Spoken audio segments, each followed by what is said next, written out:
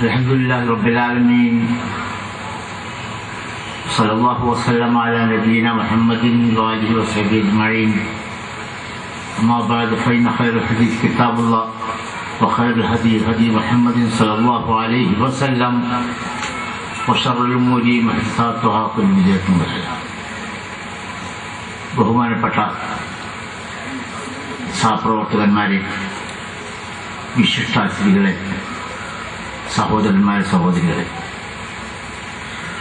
ഈ പള്ളി ഉദ്ഘാടനത്തോടനുബന്ധിച്ച് വന്നിട്ടുള്ള ഈ സാംസ്കാരിക സമ്മേളനം അള്ളാഹുവിൻ്റെ പ്രതിഫലം കാക്ഷിച്ചുകൊണ്ട് ഉദ്ഘാടനത്തിനായി പ്രഖ്യാപിക്കുന്നു. ആരോഗ്യപരമായ കാരണങ്ങളാൽ കൂടുതൽ നിങ്ങളോട് സംസാരിക്കാൻ എനിക്ക് പ്രയാസമുണ്ട്. പക്ഷെ എനിക്ക് കിട്ടിയ കുറിപ്പിൽ ഇതിലെ സംഘാടകർ 15 മിനിറ്റ് സംസാരിക്കണം എന്നാവശ്യപ്പെടുന്നുണ്ട്. ഞാൻ നീട്ടി പറഞ്ഞ് 15 മിനിറ്റ് എത്തിക്കാൻ എനിക്ക് കഴിയുമെന്നറിയില്ല. ഏതായിരുന്നാലും ഈ സമ്മേളനത്തിലും ഈ ഉദ്ഘാടന ചടങ്ങിലും പങ്കെടുക്കാൻ സാധിച്ചതിലുള്ള കൃതജ്ഞത അള്ളാഹുവിനോട് പ്രകടിപ്പിക്കുകയും ഇതിന് ക്ഷണിച്ച ഇതിന്റെ സംഘാടകരോട് ഞാൻ നന്ദി പറയുകയും ചെയ്യുന്നു. ഇവിടെ അധ്യക്ഷൻ സൂചിപ്പിച്ച പോലെ ഇസ്ലാം മതത്തിന്റെ കാതലായ വശമെന്ത്, അതിൽ നിന്ന് മുജാഹിദ് പ്രസ്ഥാനത്തിന് ആ വിഷയത്തിൽ എന്താണ് പങ്ക് എന്നിത്യാദി കാര്യങ്ങളെപ്പറ്റി ഇവിടെ സൂചിപ്പിക്കപ്പെടുമെന്ന് അദ്ദേഹം പറയുകയും സ്വാദപ്രാസംഗികൻ എന്റെ തലയിൽ തന്നെ അത് വെക്കുകയും ചെയ്തപ്പോൾ അത് മാത്രം പറഞ്ഞ് നിർത്തിക്കളയാം എന്നാണ് ഞാൻ വിചാരിക്കുന്നത്. വിശുദ്ധ ഖുർആന്റെ സിദ്ധാന്തമനുസരിച്ച് മനുഷ്യവർഗത്തെ സൃഷ്ടിച്ചു വെച്ചത് സ്വർഗരാജ്യത്താണ്, ആദാമിനെയും ഹവ്വായിനെയും. അവിടെ നിന്ന് പിശാച് അവരെ വഴിപഴപ്പിക്കൊണ്ടു. സൃഷ്ടാവിന്റെ വ്യക്തമായ ഒരു കൽപ്പന ലംഘിക്കുവാൻ അയാൾ പ്രേരിപ്പിക്കുന്നു. അങ്ങനെ അയാളുടെ ചതിയിൽ വീണുപോയ നമ്മുടെ മാതാവിനെയും പിതാവിനെയും അതുപോലെ തന്നെ അവരെ വഴിപഴപ്പിച്ച പിശാചിനെയും ആ വിശുദ്ധമായ സ്വർഗരാജ്യത്ത് നിന്ന് പടച്ച തമ്പുരാൻ സൃഷ്ടാവ് പുറത്താക്കുക. വിശുദ്ധ ഖുർആൻ പറഞ്ഞു, ഒന്നടക്കം ഇറങ്ങിപ്പോകുവില്ല ഇവിടെ നിന്ന്. സ്വർഗത്തിൽ നിങ്ങൾ ജീവിക്കാൻ നിങ്ങൾക്ക് കിട്ടിയ അവസരം നിങ്ങൾ പാഴാക്കി. അങ്ങനെ അവരൊന്നടങ്കം അവിടെ നിന്ന് ഇറങ്ങിപ്പോരും. ഈ ഇറങ്ങിപ്പോരുമ്പോൾ വിശുദ്ധ ഖുർആൻ ആദാമിനോടും ഹവ്വായിനോടും വേണമെങ്കിൽ അവരെ വഴിപഴപ്പിച്ച പിശാചിനും അത് ബാധകമാണ്. പറഞ്ഞു,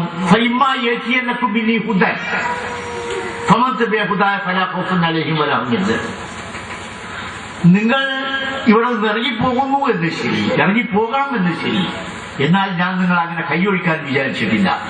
എന്റെ സന്മാർഗ നിർദ്ദേശങ്ങൾ നിങ്ങൾക്ക് വന്ന് കിട്ടും. അങ്ങനെ വന്ന് കിട്ടിയാൽ ഫമൻ തബിഅ ഹുദായ, എന്റെ സന്മാർഗ നിർദ്ദേശത്തെ ആരെങ്കിലും പിൻപറ്റുകയാണെങ്കിൽ ഫലാ ഖൗഫുൻ അലൈഹിം വലാ ഹും യഹ്സനൂൻ, അവന് യാതൊരു ഭയപ്പാടിനും കാരണമില്ല, ദുഃഖിക്കേണ്ടി വരികയുമില്ല. അങ്ങനെ അവിടെ നിന്ന് ഇറങ്ങിപ്പോയി. ഈ സന്മാർഗ നിർദ്ദേശം പിന്നെ വന്നു കിട്ടുകയാണ്. ഈ വന്നു കിട്ടുന്ന സന്ദേശത്തെ സംബന്ധിച്ച് മനുഷ്യവർഗത്തിന്റെ എല്ലാ പ്രതലങ്ങളിലുള്ള എല്ലാ പ്രദേശങ്ങളിലുള്ള ആളുകൾക്കും ഈ സന്ദേശം അയച്ചിട്ടുണ്ട് എന്ന് വിശുദ്ധ ഖുർആൻ ആവർത്തിച്ച് പറയുന്നുണ്ട്. ഒഴിവൻ കളിയത്തിനില്ല ഹലാഫിഹാനദി, ഒരു ഗ്രാമപ്രദേശവും അല്ലെങ്കിൽ ഒരു പ്രദേശവും ഒരു താക്കീതുകാരൻ വരാതെ ഇരുന്നിട്ടില്ല. എല്ലാ സ്ഥലത്തും താക്കീതുകാർ വന്നിട്ടും അവരെ ഇസ്ലാമിന്റെ ഭാഷയിൽ നമുക്ക് പ്രവാചകന്മാർ എന്ന് വിളിക്കാം. പക്ഷെ പ്രവാചകന്മാർ വരികയും ആ പ്രവാചകന്മാർ ജനങ്ങളെ സന്മാർഗത്തിലേക്ക് നയിക്കുകയും ചെയ്ത് അവരുടെ വിയോഗാനന്തരം ജനങ്ങൾ അതേ മാർഗത്തിലൂടെ തന്നെ യാതൊരു വളവും തിരിവുമില്ലാതെ അതേ രീതിയിൽ തന്നെ പോവുക എന്നത് സ്വാഭാവികമല്ല. അവർ അതിൽ നിന്ന് വ്യതിചലിച്ചു പോകും. വിശുദ്ധ ഖുർആനിൽ തന്നെ കുറെ അധികം പ്രവാചകന്മാരെ പേരെടുത്ത് പറഞ്ഞു ഈ പ്രവാചകന്മാർക്ക് ശേഷം പിന്നെ ഒരു പിൻതലമുറ വന്നു, ചീത്ത പിൻതലമുറ. അവർ അല്ലാഹു സ്വലാത്ത പ്രാർത്ഥന തന്നെ അവർ പാഴാക്കി കളഞ്ഞു. സൃഷ്ടാവായ അള്ളാഹുവിനോടുള്ള ദൈവത്തോടുള്ള പ്രാർത്ഥന തന്നെ അവർ ഒഴിവാക്കിക്കളഞ്ഞു.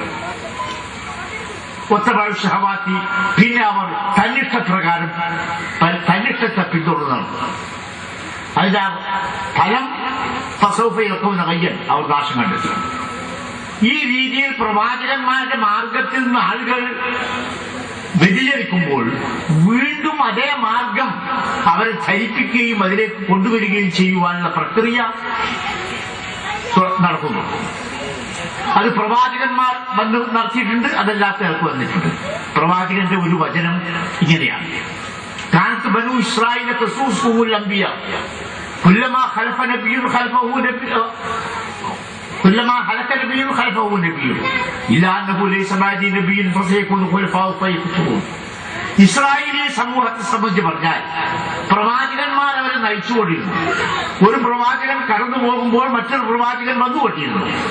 എന്നാൽ എനിക്ക് ശേഷം ഇനി പ്രവാചകൻ വരാനില്ല, അതുകൊണ്ട് നിങ്ങൾ വിഷമിക്കേണ്ടതില്ല. എന്റെ ധർമ്മം നിർവഹിക്കുന്ന എന്റെ പിൻഗാമികൾ ഉണ്ടാവും, അവർ ധാരാളം ഉണ്ടാവുകയും ചെയ്യും. അപ്പോൾ പ്രവാചകൻ വരുമ്പോൾ പ്രവാചകന്റെ അനുയായികൾ അദ്ദേഹത്തിന്റെ കാലശേഷം അടിപതറുകയും പുറകോട്ട് പോവുകയും ചെയ്യുക എന്നത് മുഹമ്മദ് നബി സല്ലല്ലാഹു അലൈഹി വസല്ലമയുടെ പ്രവാചകത്വത്തിനും ബാധകമാണ്.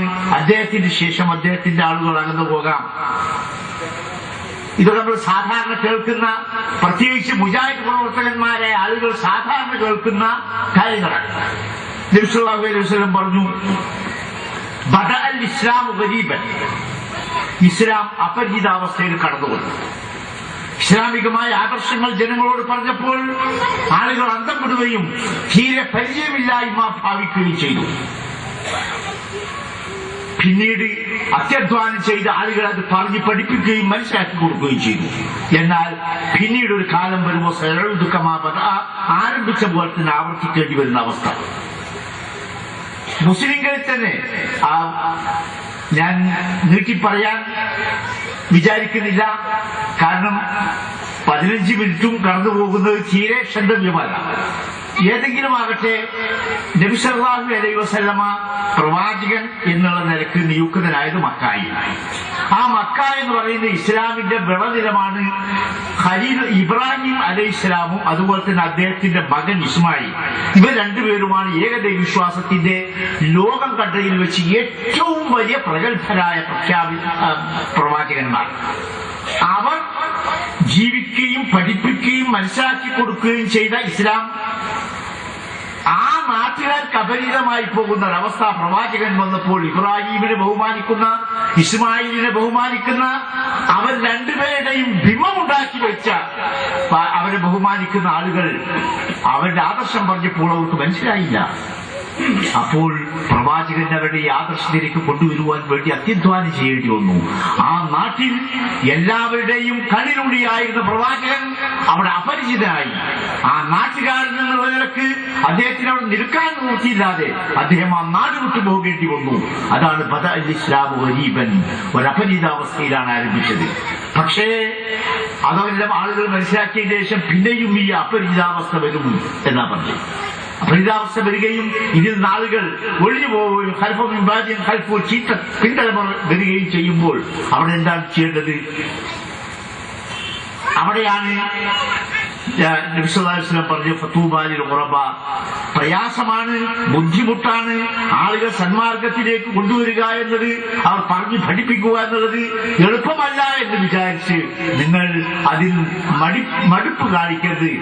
അങ്ങനെ അപരിചിതത്വം, ഈ അപരിചിതാവസ്ഥയിൽ പ്രവർത്തിക്കുന്ന ആളുകൾക്കാണ് ദൈവത്തിന്റെ മംഗളങ്ങൾ, അള്ളാഹുവിന്റെ മംഗളങ്ങൾ. എന്നാൽ ഇവരെന്താണ് ചെയ്യേണ്ടത്? ഈ അള്ളാഹുവിന്റെ മംഗളം കരസ്ഥമാക്കുവാൻ അവരെന്ത് ചെയ്യണം?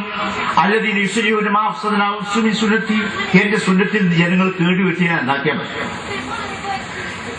ഇസ്ലാഹി പ്രസ്ഥാനം, മുജാഹിദ് പ്രസ്ഥാനം ഈ ഒരൊറ്റ കാര്യം നിർവഹിക്കുന്നു. പുതുതായി ഒന്നും ജനങ്ങളോട് പറയുന്നില്ല, പുതിയ ഒരു ലക്ഷ്യം വെക്കുന്നില്ല. ഈ പ്രസ്ഥാനം ആളുകളുടെ മുമ്പിൽ വെക്കുന്ന ഈ കാര്യങ്ങൾ അവർ അംഗീകരിക്കുന്നതിന് അവരിൽ നിന്ന് ജനങ്ങളിൽ ഒരു പ്രതിഫലവും ഇങ്ങോട്ട് ആഗ്രഹിക്കുന്നില്ല. അവരുടെ ഈ പ്രവർത്തനത്തിന് രാഷ്ട്രീയമോ ഭൗതികമായ ഏതെങ്കിലും ഒരു ലക്ഷ്യം അവരുടെ മുമ്പിലില്ല. മറിച്ച് അല്ലദീന യുസ്ലിഹൂന മാ അഫ്സദനാ മിൻ സുന്നത്തി, എന്റെ സുന്നത്തിൽ നിന്ന് ആളുകൾ കേടുവരുത്തിയത് നന്നാക്കുക എന്ന സന്ദേശത്തോടുകൂടി മാത്രം രംഗത്ത് വന്നവരാണ് ഇസ്ലാഹി പ്രസ്ഥാനത്തിന്റെ ആളുകൾ. ആദ്യകാല നേതാക്കളെ നിങ്ങൾക്ക് എല്ലാവർക്കും അറിയാം.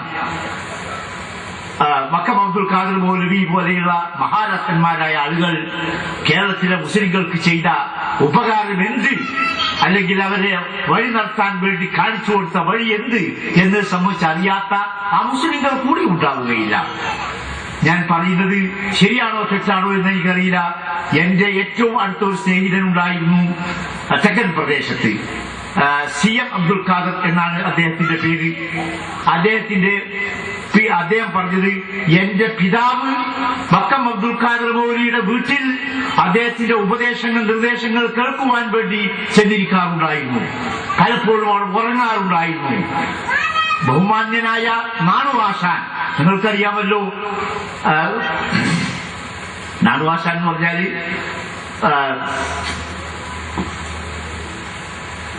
ശ്രീനാരായണ ഗുരു, നിങ്ങളാരെങ്കിലും പറയുന്നത് വിചാരിച്ചു. ശ്രീനാരായണ ഗുരു തൊട്ടടുത്ത് എന്റെ പായയിലുണ്ടായിട്ടുണ്ട്. പല സന്ദർഭത്തിൽ ഞാനും അദ്ദേഹവും ഒരേ പായയിൽ, നിലത്തിരുത്ത പായയിൽ കിടന്നുറങ്ങിയിട്ടുണ്ട് എന്ന്. ശ്രീനാരായണ ഗുരുവിന്റെ ഒരു ഗുരുത്വം അവകാശപ്പെടാവുന്ന മക്കം അബ്ദുൽ ഖാദർ മൗലവിയെ സംബന്ധിച്ച് നാട്ടിലാർക്കും എതിരഭിപ്രായമില്ല. അദ്ദേഹം സമ്പാദ്യത്തിന് വേണ്ടിയല്ല പ്രവർത്തിച്ചത്. അദ്ദേഹം മരണപ്പെട്ടപ്പോൾ ഞങ്ങളുടെ നാട്ടിൽ നിന്ന്, മലബാറിൽ നിന്ന് അദ്ദേഹത്തിന്റെ ശേഷക്രിയയിൽ പങ്കെടുക്കാൻ വേണ്ടി ചില മഹാരഥന്മാരായ ആളുകൾ അബ്ദുൽ ഖാദർ മൗലവിയുടെ സ്നേഹിതന്മാർ പോവുകയുണ്ടായി.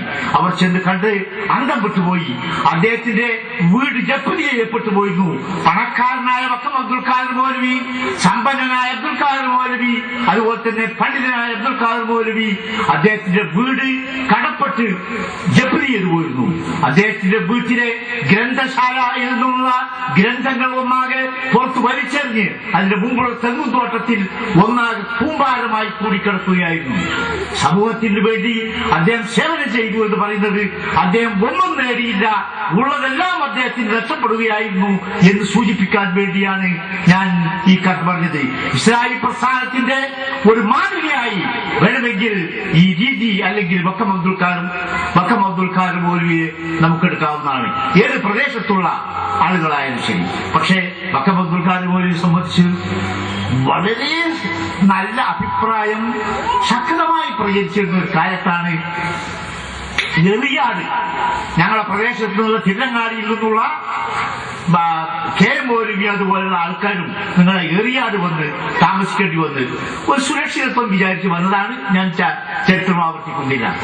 അപ്പോ മക്കം അബ്ദുൽ ഖാദർ മൗലവിയെ സംബന്ധിച്ച് ഇദ്ദേഹം കേൾക്കുകയാണ് മൗലവി എന്ന് പറഞ്ഞാൽ ഞങ്ങളുടെ വടക്കേ മലബാറിൽ അല്ലെങ്കിൽ മലബാർ പ്രദേശത്ത് മൗലവി എന്ന് പറഞ്ഞാൽ അറിയാത്ത മുസ്ലിങ്ങൾ ഉണ്ടാവുകയില്ല.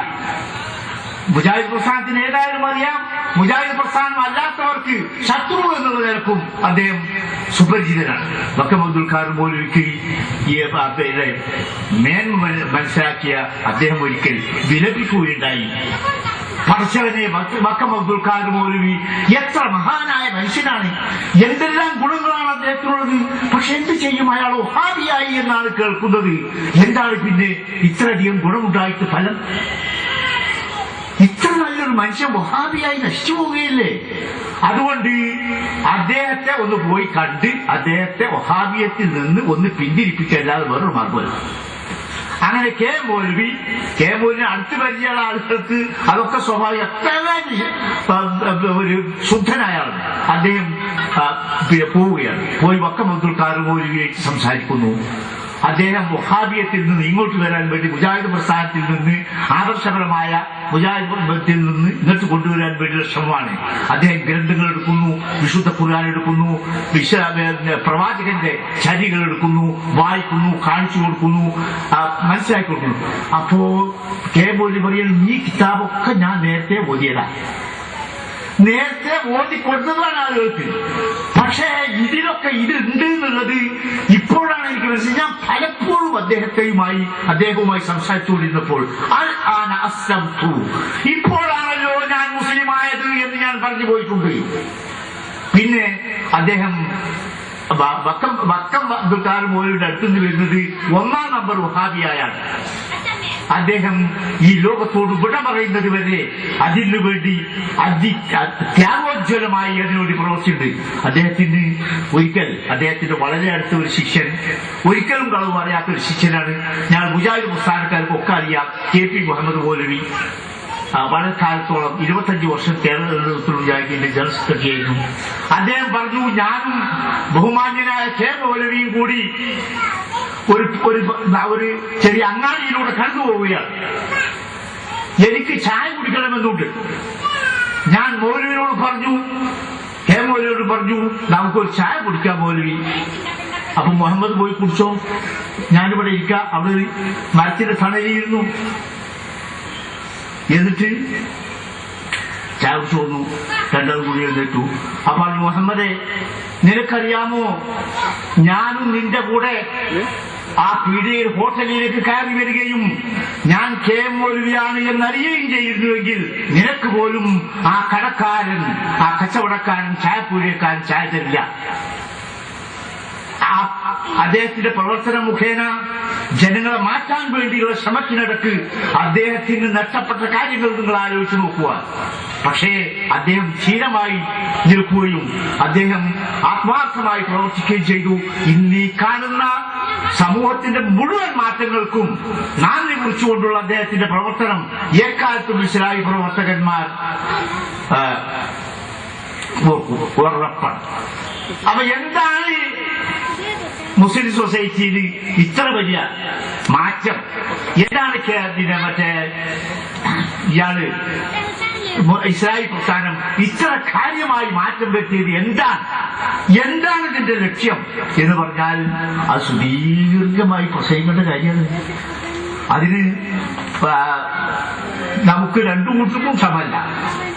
വിശ്വാസവും കർമ്മവും ഈ വിശുദ്ധ ഖുർആന്റെയും തിരുസുന്നത്തിന്റെയും അടുത്ത് വെച്ച് പരിശോധിച്ചിട്ട് അതിന് യോജിക്കുന്നില്ല എന്നുള്ളത് തോന്നുന്ന തിരിച്ചെത്തി കളഞ്ഞാൽ മതി.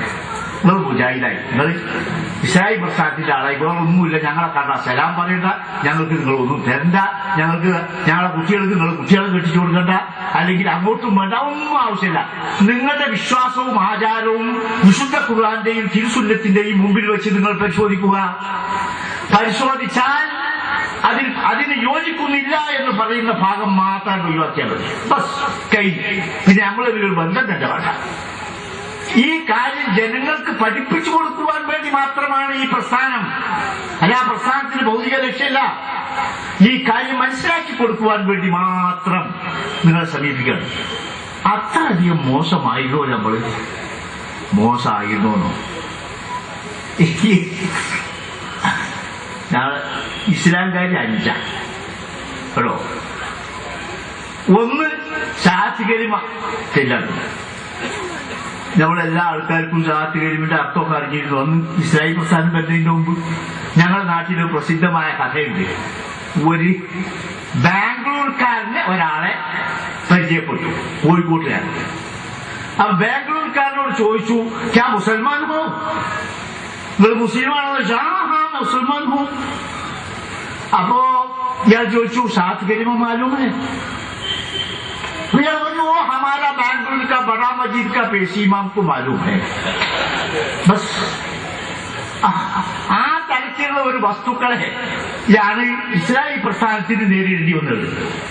ഒന്നാമത്തെ സാധ്യതയുമില്ല. അതിന്റെ കാലം തന്നെ എന്താണ്, ബാംഗ്ലൂരിലെ വല്യളിക്കലെ ഇമാമിനെ അറിയാതെ ഇവനെ അറിയില്ല. ആ അവസ്ഥയുള്ള മുസ്ലിങ്ങളെയാണ് ഇസ്ലാമി പ്രസ്ഥാനത്തിന് നേരിടേണ്ടി വന്നത്. ഓരോന്നും നോക്കി നിസ്കാരത്തിന്റെ കാര്യം എന്താ? പള്ളി പഴയ കാലത്ത് ഇത് ചെറുപ്പത്തിൽ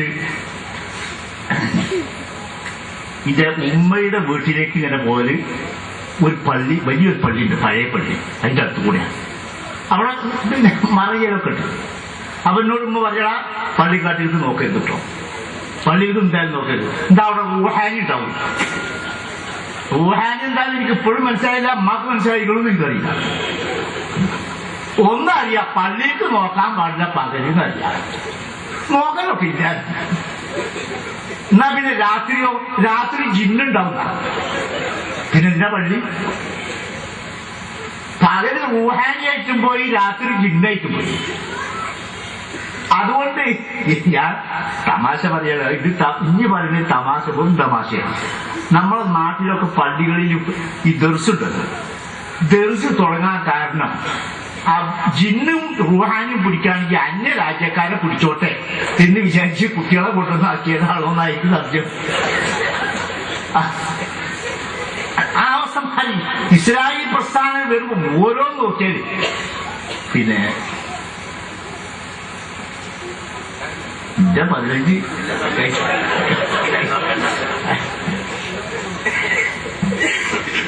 ഞങ്ങളെ കൂടുതൽ വലിയൊരു പണ്ഡിതണ്ടായിരുന്നു, ഷെയ്ഖ് മുഹമ്മദ് മോലി എന്നറിയാം. ഞങ്ങളെ ആൾക്കാർക്ക്, ഇസ്രായേൽ പ്രസ്ഥാനത്തിലെ ആൾക്കാർക്കൊക്കെ അറിയാം. അദ്ദേഹം കല്യാണം കഴിച്ച് സാമാന്യം തരക്കടില്ലാത്ത ഒരു കർഷകന്റെ മകളെ. അപ്പൊ അദ്ദേഹം ഒരു ദിവസം വിരുന്ന് ചെന്നപ്പോ ഇങ്ങനെ കുറെ ദൂരത്തു നിന്ന് ഒരു കൂക്ക് ഇങ്ങനെ കേൾക്കുന്നു.